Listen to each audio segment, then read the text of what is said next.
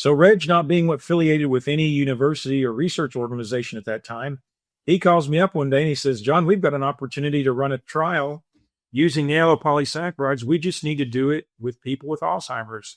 Well, of course, South Florida is full of older folks and a lot of older folks with Alzheimer's. Like, no problem. Like, we got, unfortunately for us, we have a lot of people here with Alzheimer's. We run the study. We're getting phenomenal responses as we run the study. Like, I'm literally getting, excuse me, caregivers calling me in tears. People calling me in tears saying, I cannot believe what my wife, my mother, my grandmother, Dr. Lewis, you cannot believe what they're doing now. Like, in some cases, in years, that the person affected was now talking about things or doing things that he or she had not done. And again, in some cases, for years. So we get to the end of the study. It takes about 2.5 years to run the study. We ran the trial. We put them on this supplement, again, that we now call Daily Brain Care. It was a 1 year intervention. We assessed their cognitive function at baseline, 3, 6, 9, and 12 months. We drew their blood at baseline and 12 months because we wanted to look at a lot of different biomarkers, particularly related to immune function and inflammation.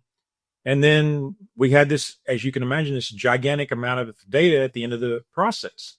So as we're starting to analyze the data after we've conducted the study, Dr. Reg and I are both like, we got to look at that cognitive data. Like, that's the first thing we want to look at.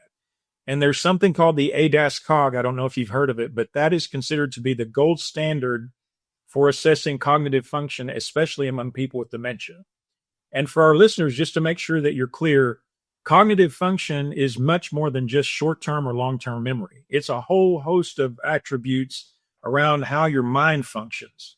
So that's related to your executive functioning ability. Can you balance your checkbook? Can you make a grocery list? It's related to your recall ability. Do you remember when you came into the house and put your keys, where your keys are located?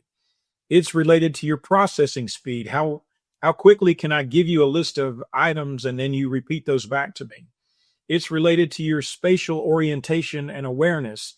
Do you know where you are? Do you know what time it is? Do you know the season of the year? There are a whole host of things that go into cognitive function. So it's much more than just short-term and long-term memory.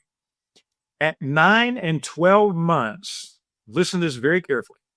At 9 and 12 months, we showed clinically and statistically significant improvement in cognitive function in people with moderate to severe Alzheimer's disease.